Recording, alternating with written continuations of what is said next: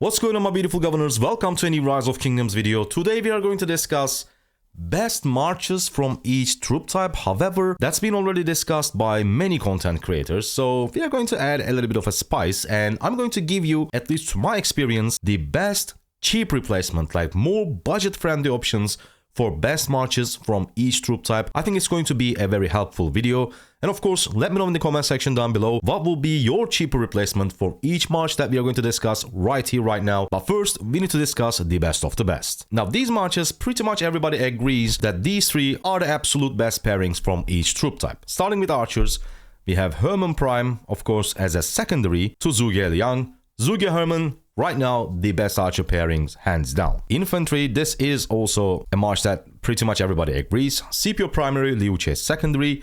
Now, cavalry is a little bit weird because, first of all, there is one commander that is going to be like 100% in it. It's Alexander Nevsky. Now, some people prefer Ho Chu-bing primary, Nevsky secondary, but some do prefer Nevsky primary, Joan of Arc secondary. I personally like Joan of Arc better. I played with this exact march, Ho Chu-bing primary and Nevsky secondary, and the reports were actually insane. However, field fighting, one of the main things when you're fighting on the field is going to be able to dealing AoE damage, and Joan of Arc, she definitely brings a great AoE on the table. So in my opinion, even though, as I said, I'm going to repeat again, Ho Chu-bing Nevsky reports were actually amazing, I tend to prefer Nevsky Joan of Arc just because how good her AoE is. Now, these are the best marches from each troop type in Rise of Kingdoms. Of course, I mean, siege units. wait, where are those range commanders? I don't even know. Babur, I guess? Whatever. But most of us already knew that these are the best marches in the game at this moment. The thing that we are going to do is finding cheaper versions of these marches. Let's start with cavalry. Ideally, you want Nevsky expertise and also Joan of Arc expertise. However, there are two configurations that Joan of Arc is going to work perfectly fine.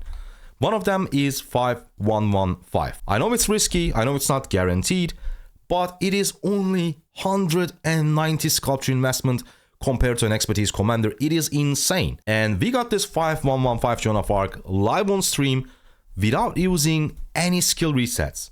I didn't use any skill resets on my first try. The best thing to do, like to increase your odds, is don't use any skill upgrades, unlock all 4 skills, and pray that each skill lands on the first one or the 4th one. And somehow, if you max this 4th skill, then what you do is you go to your skills and you lock the first skill and upgrade it to 5. And it's going to give you a 5-1-1-5 Joan of Arc. However, it's not that easy. As I said, it is a little bit risky, but if you do have skill resets, for example, I have 11 that I don't know what to do with, I think it's definitely worth trying because 4th skill of Joan of Arc, it increases the probability to 100% whenever your troop's secondary commander, which is Joan of Arc herself, uses an active skill. It has 100% chance to trigger this commander's Sacred Banner skill, which is the active skill. So pretty much every other turn, you are using your active skill twice, which is one of the biggest benefits of Joan of Arc. However, as I've explained, 5-1-1-5 can be too hard, but 5-5-1-5 is also superb. Yes, you are going to spend extra 200 sculptures, but right now, if you decide to go for a 5-5-1-5, you are not trying to specifically upgrade this skill or this skill. All you need is not to land on this one, Return of the Saint. So your chances of getting a commander to 5-5-1-5 is actually a lot higher than 5-1-1-5. And that would also be a great low investment option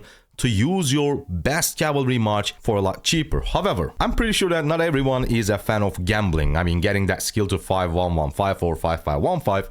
In that case, what you can do is you can go ahead and follow a guaranteed low investment, which is William I 5-5-5-1. All you need to do is lock the first 3 skills, so every single upgrade lands on these 3. In fact, some people are saying that if you're using 2 cavalry marches, those 2 marches should consist of these 4 commanders: Nevsky, Ho Chu-bing, Joan of Arc Prime, and William I. And usually those 2 pairings are Ho Chu-bing primary, William secondary, Nevsky primary, Joan of Arc secondary.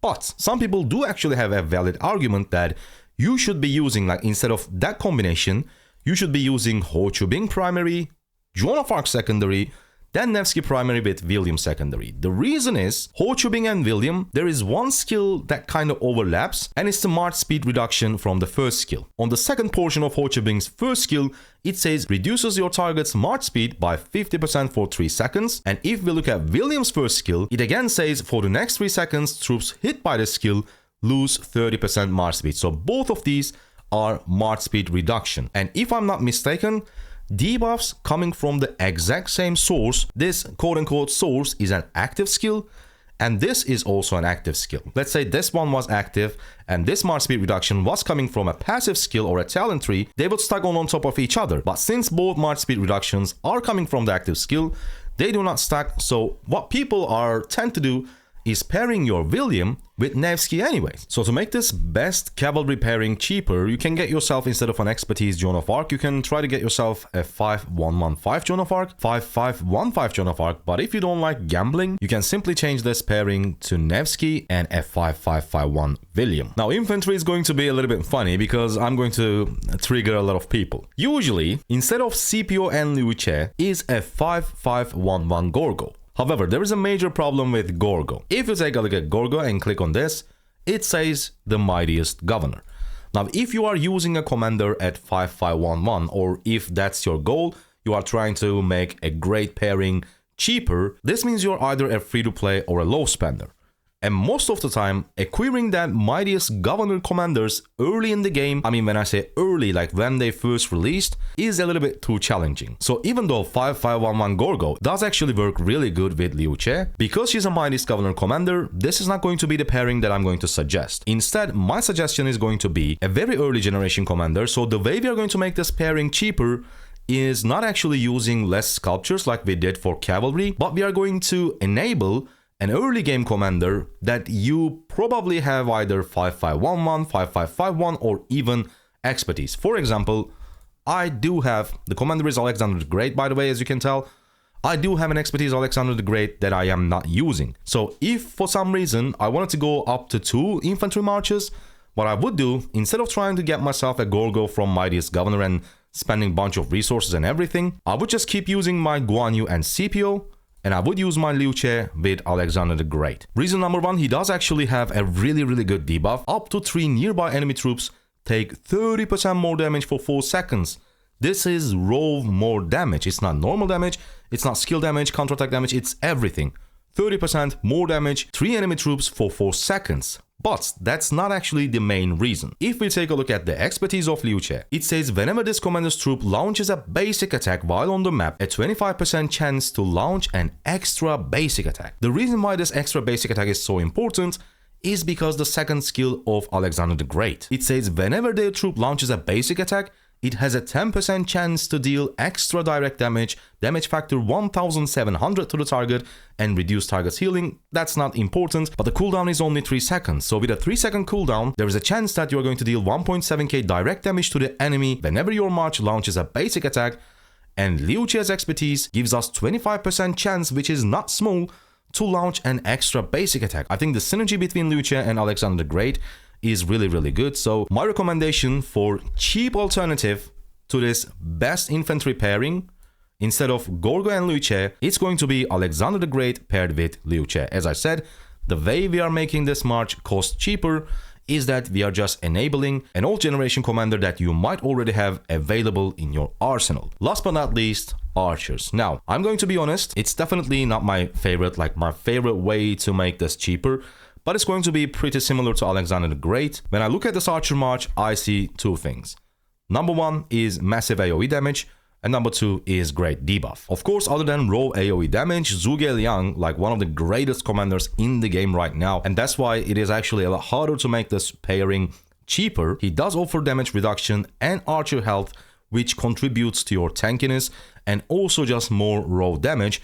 And if you look at Herman, his debuff is AoE. Now, to make this pairing cheaper, as I said, we are going to do the same what we did with Alexander the Great, is of course using our YSG, and I'm assuming like many people already have him expertised. However, when I look at this march, Zhuge Liang and YSG, as you can see, we are missing that debuff, and that's something that we don't want to. In that one archer march, we want to have that AoE and also the debuff, and that's why we are not going to be using Zhuge Liang and YSG. We will also not going to use Herman as well, because Herman needs to be expertise in my opinion, because if we take a look at it, whenever this commander's troop inflicts 25 stacks of poison on enemy troops, it triggers his active skill again, which is exactly what makes him inflict a lot of debuff. So what we are going to use is tried and true Boudica with YSG. However, you don't necessarily need to expertise Boudica. I think a 5-5-5-1 Boudica with YSG is a great cheap alternative to Zhuge Liang and Herman.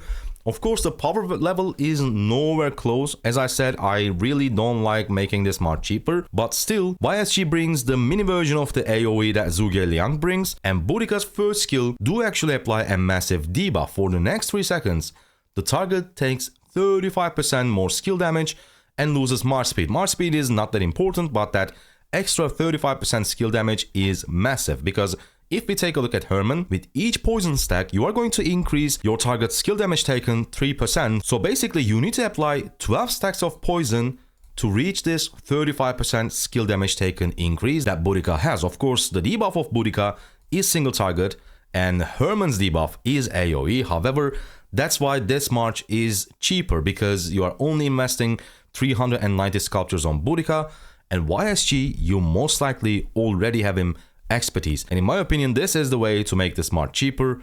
5-5-5-1 Boudica with an expertise YSG. So these are the cheaper alternatives to the best pairings in Call of Dragons. The best pairings in Rise of Kingdoms. Let me know in the comment section down below. Of course, you guys always have the craziest ideas, like much better ideas than mine. Tell me, how would you make the best pairing from each troop type cost less? Basically, we are looking for cheaper alternatives for free-to-plays and low spenders.